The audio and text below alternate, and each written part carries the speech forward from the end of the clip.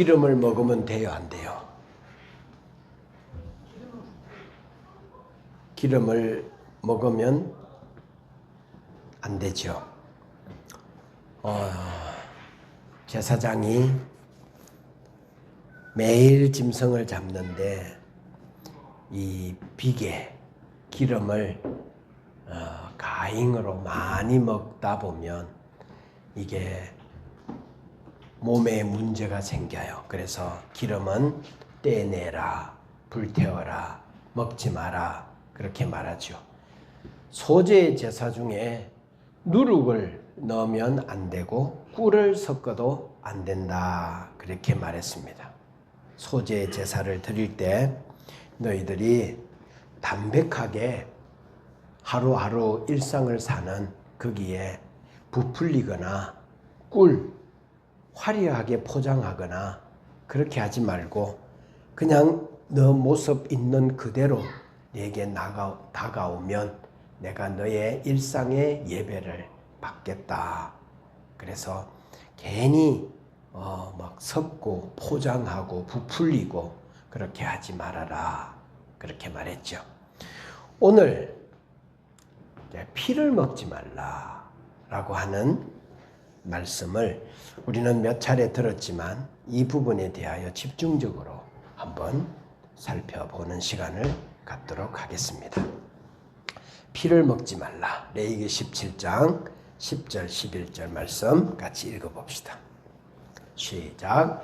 이스라엘 집 사람이나 그들 중에 거류하는 거류민 중에 무슨 피든지 먹는 자가 있으면 내가 그 피를 먹는 그 사람에게는 내 얼굴을 대하여 그를 백성 중에서 끊으리니 육체의 생명은 피에 있으니라. 내가 이 피를 너희에게 주어 제단에 뿌려 너희의 생명을 위하여 속죄하게 하였나니 생명이 피에 있으므로 피가 죄를 속하느니라. 아멘. 그래서 피를 먹지 말라라고 하는 이 메시지가 어떤 의미이고 어떤 정신을 우리에게 요구하고 있는지에 대하여 더 상세하게 살펴보도록 하겠습니다. 자, 하나님의 백성, 이스라엘 백성들에게 하나님은 당신의 법으로 피를 먹어서는 안 된다라고 말씀했어요. 피를 먹으면 내 백성 중에서 끊어버리겠다라고 말씀하셨어요. 자, 피를 먹어서는 안 된다라고 말했습니다. 고기를 먹어서 안 된다라고 말하지는 않은 거죠. 자, 사람을 만들고 난 이후에 하나님께서 사람의 먹을 것으로 처음에는 채소를 먹으라고 말을 했는데 노아의 홍수 이후에 하나님은 인간에게 육식을 허용합니다. 창세기 9장 4절에 인간에게 육식을 동물을 먹을 것을 허락하죠. 그러면 그 동물을 먹으면 우리에게 에너지원이 되고 단백질, 영양소들을 공급하고 음식으로 제공되어져서 우리의 에너지가 되도록 그렇게 허락하셨어요.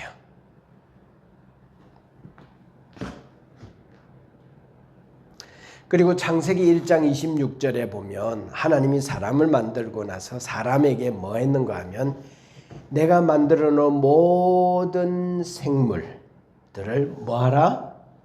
다스려라, 관리해라 그렇게 말했어요. 그래서 사람은 하나님이 만들어 놓으신 이 모든 만물들을 잘 다스리고 관리해야 될 책임을 하나님으로부터 위임받았어요. 그래서 동물을 우리가 적절하게 하나님이 주신 음식으로 알고 먹을 수 있는 허락을 받은 거죠. 왜냐? 이 모든 생명의 주인은 하나님이시니까 하나님이 주셔야 우리가 먹을 수 있는 거죠. 성경에는 한 400여 해 피를 먹어서는 안 된다라고 하는 말씀이 있어요. 많이 있다는 말이에요. 그 이유는 피는 뭐라고요? 생명이에요. 피는 생명인데 생명의 주인은 누구예요? 하나님이시죠. 그러니까 피를 내가 임의로 내가 취한다는 것은 뭔가 하면 하나님의 주권을 인정하지 않는 거예요. 하나님의 주권을 침해하는 거예요. 그래서 하나님은 우리들에게 피를 먹지 말라 그랬는데 세상 사람들은 피 안에는 생명이 있다고 이해했어요. 그러니까 이 세상 사람들은 자기 생명 연장을 위해서 피를 먹었어요. 피를 마셨어요.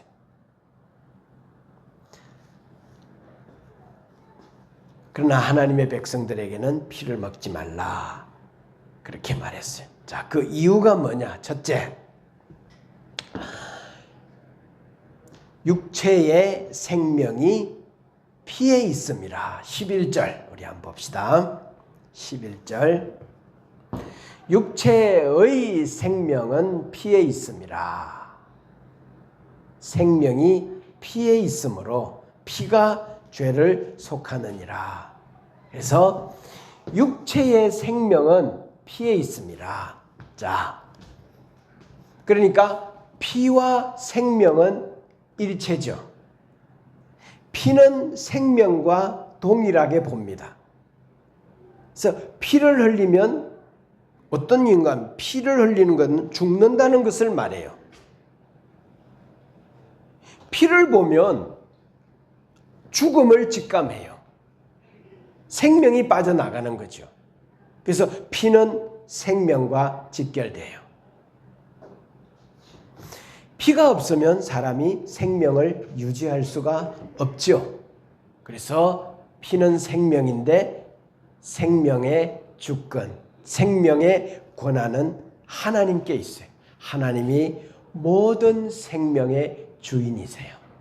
우리는 그 생명 있는 것들을 어떻게 해야 되는가 하면 잘 관리해야 하는 거죠. 자, 우리는 요즘 아주 충격적인 문화들을 이렇게 접하면서 살고 있어요.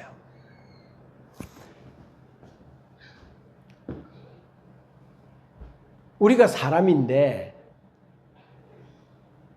이 로봇 AI의 모습을 보면 어떤 것은 정말 우리와 같아요. 피부까지. 세상에 감정도 읽고 대화도 하고 옛날에는 명령어를 제시하면 그 명령어에 대한 국한되어져서 대화가 되고 답을 제시했지만 이제는 로봇이 우리한테 질문도 해요. 물어도 와요. 자, 그런데 이 로봇 안에는 뭐가 없다? 생명이요. 피가 흐르지 않아요. 그러니까 이 로봇은 뭐다? 기계인 거예요. 생명이 생명을 낳는 거죠. 하나님이 생명이니까 이 세상에 생명 있는 모든 것들이 만들어진 거죠. 그리고 사람은 사랑하는 부부로서 그 결과에 사랑의 결실로 자녀가 엄마의 몸속에 잉태되어지고 출산되어지면서 생명이 이어져서 생명을 낳게 되는데 AI 로봇은 더 사람 같고 더 많은 힘과 더 많은 지식을 갖고 있다 할지라도 그가 기계인 이유는 공장에서 생산하기 때문에 그래요. 자, 또 더 충격적인 이야기 한번 해볼까요? 세상이 얼마나 이상해졌는지 생명을 어디서 낳는가 하면 인공자궁에서 낳아요. 자, 어떤 회사가 엄마의 뱃속과 똑같은 인공자궁을 만들어요. 그리고 아버지의 정자와 엄마의 난자를 그 인공자궁에다가 착상을 시켜서 그 속에서 생명이 잉태되게 해요. 그 속에서 자라요. 그러면 엄마는, 아빠는 뭐 하는가 하면 핸드폰에서 그 아이의 자라고 있는 장면을 보는 거예요. 그래서 아야, 얘가 몸무게가 몇 킬로가 됐네. 키가 얼마, 이제 얼굴이 생겼네. 다리가 집에서 TV 봐요. 근데 이 아이 실제로 어디 있는가 하면 인공자궁 속에 있어요. 어느 회사에서 지금 자라고 있는 거예요. 근데 아빠의 정자와 엄마의 난자로 생명이 어떻게 봐야 되지? 참 이해하기가 어려운 이러한 상황입니다. 인공자궁에서 자라고 출산할.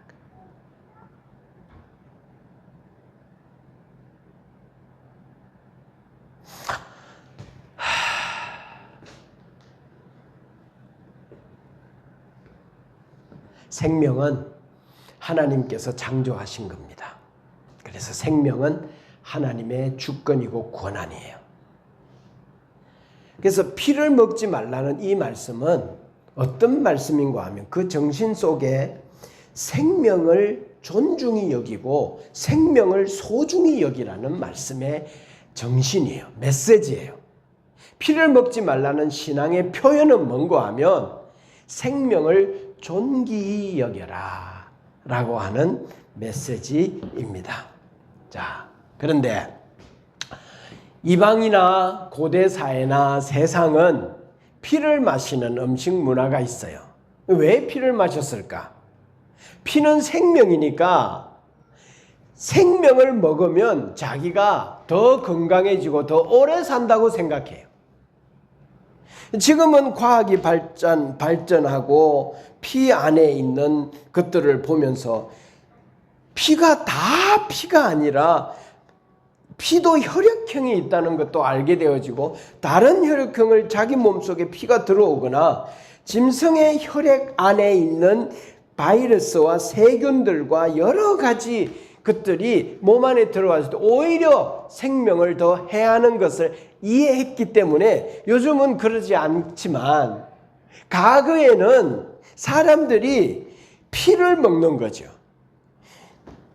또 어린아이의 피를 먹는 이런 의식도. 그러면서 이걸 신선한 피다. 이래가지고 자기가 먹으면 자기 생명이 더 건강해지고 오래 살 거라는 이런 생각. 그 다음에 힘이 센 동물의 피를 마시면 자기가 힘이 세질 거라고 믿는 이런 살아있는 짐승들의 피를 막 먹는 거죠.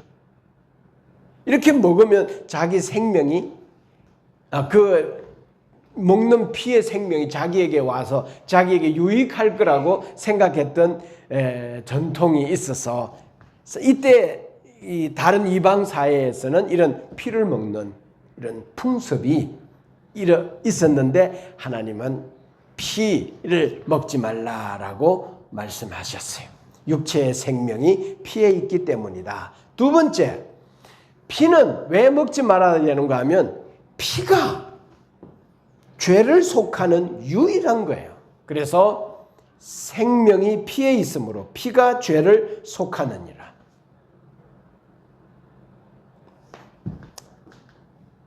생명은 생명으로만 속할 수 있어요. 선행으로 죄를 속할 수가 없어요. 돈으로 죄를 해결할 수가 없어요. 정성을 들인다고 해서 종교를 믿는다고 해서 자기의 죄를 속할 수가 없어요.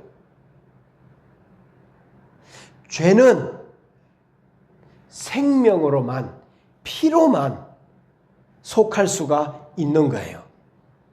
이게 의로운 피만이 죄를 속할 수가 있는 거예요. 그래서 필은 죄를 속하는데 이 피를 너희들이 먹지 말라고 말한 것은 너희들의 죄를 속하는 유일한 속죄 제물은 예수 그리스도 외에는 없다라고 하는 메시지, 이런 정신을 너희들이 알아라라고 하는 말씀이에요.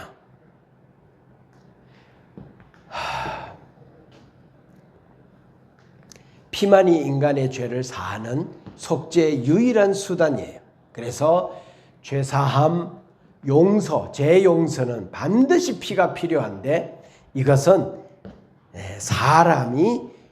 사람으로부터 주어지는 것이 아니라 하나님의 주권이고 하나님의 영역이에요. 그래서 하나님이 주실 때만 받을 수 있는 일이고 이것은 하나님만 할 수 있는 영역이에요. 죄를 속하는 것은 하나님만 할 수 있는 영역이라는 신앙의 표현으로 피를 먹지 않는 거예요. 피를 먹는 것은 하나님의 영역을 침범하는 행위고 전적으로 피는 하나님께 속한 것이에요. 세 번째, 피를 왜 먹지 말아야 되는가 하면 피는 하나님의 권한이에요. 생명은 하나님의 것이에요. 피를 먹는 것은, 피를 함부로 대하는 것은 피의 주인이신 하나님을 함부로 대하는 것으로 하나님의 주권을 침해하는 것으로 하나님이 간주하셨어요. 그래서 피를 먹지 마라. 자, 레위기 17장 13절에 보면 사냥하는 짐승을 사냥을 했으면 제일 먼저 어떻게 해야 되는가 하면 곧바로 피를 흘려야 돼요. 그래서 몸 안에 있는 피를 다 빼내야 돼요. 왜냐하면 피가 그 몸 안에 죽어서 굳어서 살에 가서 살을 먹으면서 피를 같이 먹게 되어지면 안 되기 때문에 제일 먼저 짐승은 피를 흘려야 해요. 또 지나가다가 죽어있는 짐승을 보면 절대로 취하면 안 돼요. 왜? 죽고 난 이후에 그의 피가 몸속에 살과 엉켜 있어서 그 짐승을 먹게 되어지면 피도 먹게 되어지기 때문에 이 부분은 주의해야 했어요. 그래서 피가 사체에 있기 때문에 죽어있는 짐승을 취해서 먹지 말라고 그렇게 말씀하고 있습니다. 자, 오늘 이 말씀을 우리가 해석합시다. 자, 피는 생명이고 하나님의 주권이에요. 그러니까 피는 하나님의 것이에요. 하나님의 주권이에요. 그래서 내가 임의로 취할 수 없는 거예요.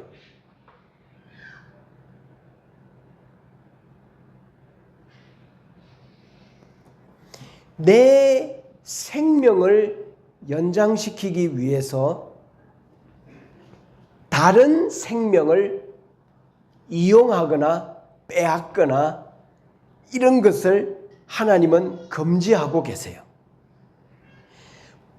모든 생명은 소중한 거예요. 그래서 생명을 빼앗거나 이용하지 말고 생명은 잘 관리하고 유지해야 하는 거죠. 누군가의 생명을 해하면서 자기의 생존을 위해 이용해 먹는 문화는 하나님의 문화가 아니에요. 자, 여러분, 생명이 뭐죠? 생명. 자, 피가 생명인데 생명은 또 있어요. 몸이 생명이에요. 그리고 그 사람의 시간도 그 사람의 생명이에요. 그리고 더 확장해서 그 사람의 재산도 그 사람의 생명의 값이에요.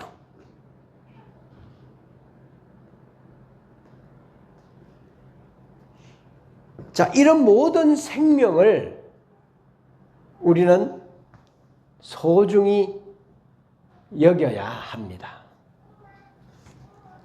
자, 다른 사람의 희생을 강요하고 다른 사람의 노동력을 착취하고 그래서 자기의 이익을, 자기의 더 많은 소유를 다른 사람을 이용함으로 자기가 더 유용해지는, 더 많은 이익을 얻는 일에 다른 사람들의 생명을 이용해 먹는 거죠.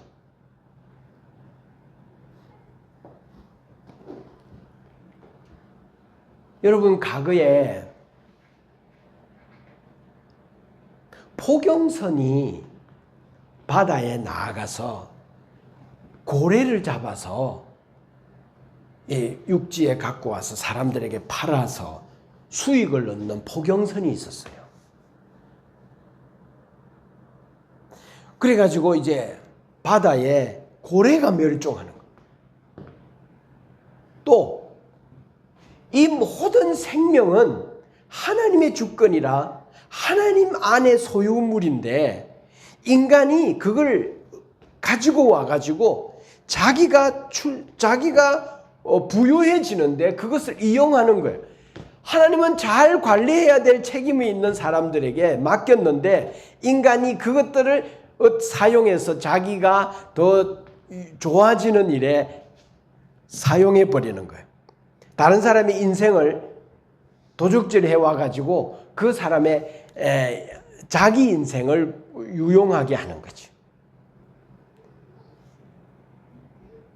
임금을 깎고 정당하게 임금을 보상해 주지 않고 남의 것을 도둑질해 오고 그리고 평생 수고하고 시간을 들이고 인생을 들여서 마련한 돈을 사기를 치고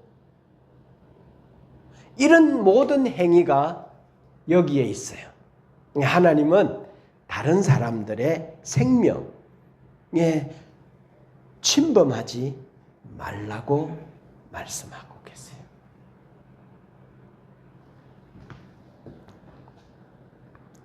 자, 인간의 역사에서 가장 다른 사람의 생명의 주권을 침해했던 이런 실수와 오류와 범죄가 있어요. 그게 뭔가 하면 노예제도예요. 15세기 후반부터 19세기 초반까지 거의 한 400년 동안 1800만 명 정도의 노예를 아프리카에서 잡아와가지고 유럽과 아메리카 대륙에 노동력으로 대치했어요. 노예는 사람이 아니에요. 개, 돼지, 소, 말처럼 노예는 그 당시 사람들의 인식 속에 뭔가 하면 똑같이 짐승 중에 하나고 재산 목록 중에 하나였어요. 그러니까 이들은 인권이 없어요. 그런데 이런 일들을 자행했던 사람들이 누군가 하면 기독교 문명의 발판을 둔 유럽과 아메리카 대륙이 이 일을 했어요. 정말 사람이 사람에게 하지 말아야 되는 이런 오류를 기독교 문화가 깔려있는 그 사회가 먼저 시작했어요. 그리고 사람이 사람의 생명을 취하는 이런 큰 실수와 오류와 범죄가 뭔가 하면 전쟁이에요. 왜 노예를 잡아오고 왜 전쟁하죠? 우리가 잘 먹고 잘 살기 위해서 노동력이 필요한 거예요. 그래서 산업사회가 되어지면서 이 세상에는 뭐가 필요한가 하면 노동력이 필요하잖아요. 그러니까 우리가 어떻게 해서 노동력을 확보하지?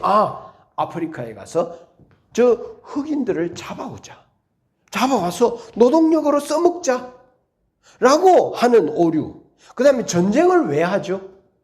우리 국가의 유익을 위해서 다른 나라의 걸 침범에 들어가서 빼앗아 오는 거예요. 이런 일들이 일어났어요. 자, 그런데 이런 일들이 일어날 때 하나님의 사람들이 그 가운데 계중에 있어서 이런 노예 제도와 맞서는 사람들이 있었어요. 이들이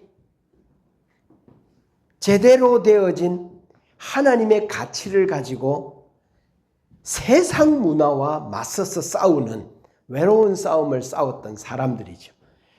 영국의 윌리엄 월버포스라는 사람도 있고 미국의 남북전쟁에 이끌었던 링컨과 같은 노예는 재산이 아니다. 짐승이 아니다. 흑인들은 한 인간이다. 이들이 인간이다. 우리와 똑같은 생명을 가진 인간이다. 라고 하는 정신을 가지고 그들을 해방해 주는 일을 평생 싸우죠. 세상은요, 자기의 유익을 위해서 다른 사람의 인권을 침해하고 빼앗고 착취하고 다른 사람의 인권을 무시하고 이런 모든 행위가 뭔가 하면 그 사람의 생명을 주권을 가지신 하나님께 대한 침해예요. 하나님을 침범하는 거예요. 그 사람의 생명은 하나님께 있어요. 저 바다에 있는 고래나 상어나 모든 고기들도 하나님이 생명을 주었기 때문에 그들이 존재하는 거예요. 그래서 모든 크리스천들은 하나님의 사람들에게 하나님은 말씀하세요. 내가 만들어 놓은 모든 생물을 너희들이 다스려라. 관리하고 보호해라. 그리고 잘 다스려서 너희들이 먹을 것은 취해서 먹고 먹을 때는 이런 윤리와 이런 도덕 기준을 가지고 먹고 그렇게 해서 이 세상은 자꾸 잡아와 가지고 쌓아놓고 수출하고 그리고 해서 돈 많이 벌고 또 세계적인 기업이 되는 그 일에 온통 하나님의 주권을 침범하고 피를 흘리고 그렇게 해서 먹이 사슬을 끊어놓고 이 세상을 자기 이익에 때문에 모든 것을 엉망으로 만들어 놓는 이런 일은 하나님이 하지 말라는 거예요. 이 말씀이 여기까지 나아가는 거예요. 이 정신이.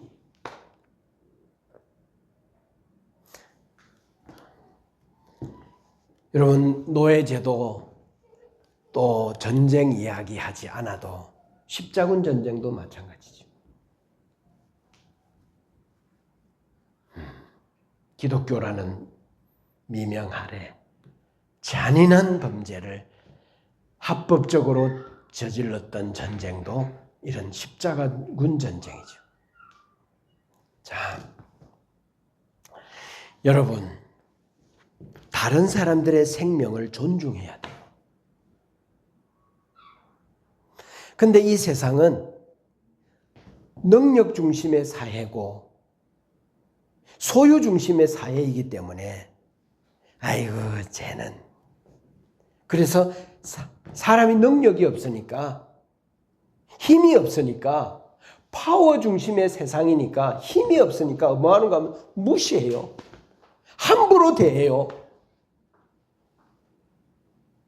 그런데 기독교 문화는 성경 문화는 뭔가 하면 생명은 어떤 생명이든지 간에 하나님으로부터 시작되었고 그 생명은 하나님의 주권 아래에 있기 때문에 하나님의 백성들은 그 하나님이 만든 모든 생명의 주인 되신 그분을 존중하고 인정하는 의미로 이 세상의 모든 생명을 존중해야 돼요. 소중히 여겨야 돼요. 잘 관리해야 돼요. 그래서 여러분 우리 사회가 바르게 되어지면 그렇잖아요. 고기를 잡아와도 어때요? 그날 먹을 것만 잡아오잖아요. 그리고 많이 잡히면 뭐예요? 풀어주잖아요. 여러분, 텃밭을 해보면 세상에 한 4평, 5평 정도 되는 텃밭 하나만 갖고 있어도 1년 내내 거기서 야채를 이거 무엇이 한없이 공급해줘요. 그런데 1000평, 10,000평, 20,000평, 막 10만 평 이렇게 먹으면 사람이 필요할 때 필요해서 그런 일을 할 수 있고 잘 관리해서 할 수는 있겠지만 이게 인간의 욕심이 하나님 만든 이 생명들을 마음껏 자기 유용한 일에 써버리는 거예요.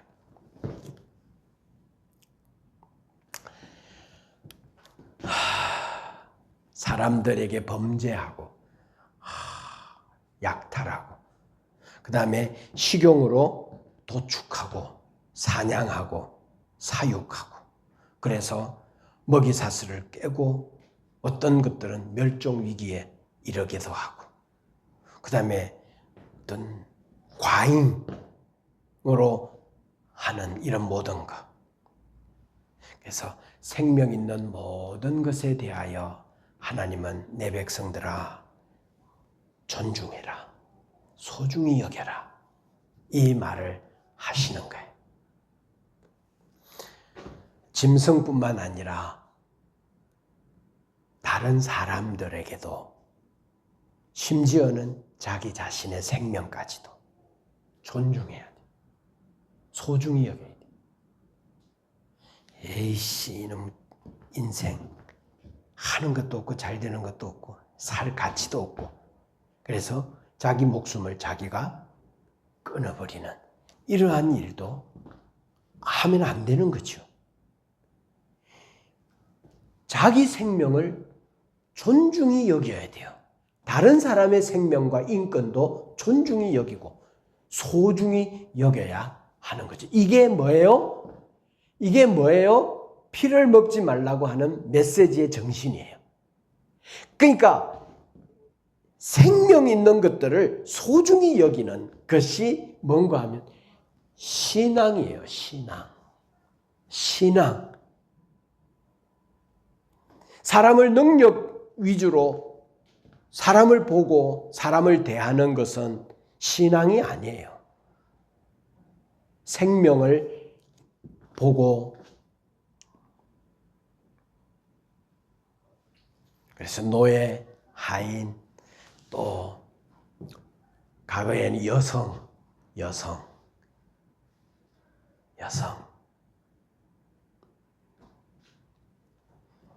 로마 시대에는 남성 중심의 사회이니까 남편이 아내한테 멀리 전쟁터에 나가서 편지를 해요.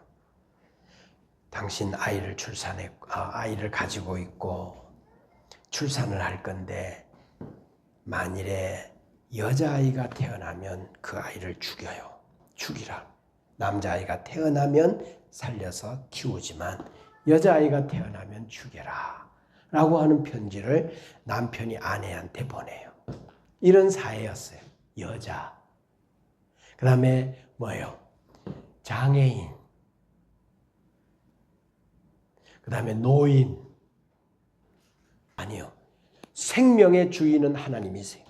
하나님이 나를 생명 있게 한 그 시간까지 믿음으로 주님과 동행하면서 하나님의 의미, 그 생명의 주인 되신 그분을 인정함으로 건강하고 재밌고 활기차고 살아내는 이런 것이 뭐다?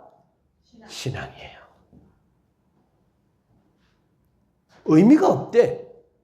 뭐 하는 것도 없고 맨날 뭘. 여러분 뭐가 의미예요? 내가 자주 이야기해서 가끔씩 이야기했어요. 우리의 의미는 하나님이세요. 하나님이 의미지.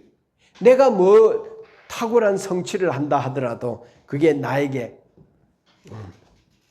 노인, 그 다음에 외국인, 나그네 그죠?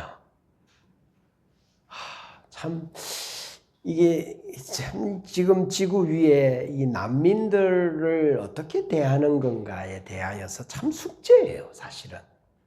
미국에 밀려 들어오는 그 남미에 있는 사람들, 그 난민들, 이들을 사회가, 국가가 어떻게 대하지? 우리 대한민국에도 보면 이 밀려 들어오고 있는, 그 다음에 그 사람들이 없으면 이제 대한민국 사회도 유지되기가 어려워요. 건설 현장에 대부분 이제 공장에 외국인들이에요.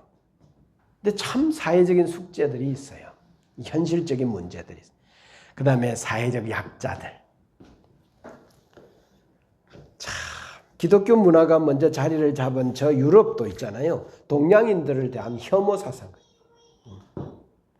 보면서 이 세상에는 생명의 주인 대신 하나님이 시작한 생명들에 대하여서 존중하는 이런 마음이 없는 거예요. 하나님은요, 자기 사람들에게 자기가 만들어 놓은 모든 생명을 소중하게 보호하고 존중해 줘야 될 것을 맡기고 부탁하셨어요. 그래서 우리는 세상 가치와 다르게 판단하고 살아야 돼요. 자기가 자기 자신도 그렇게 봐야 돼요.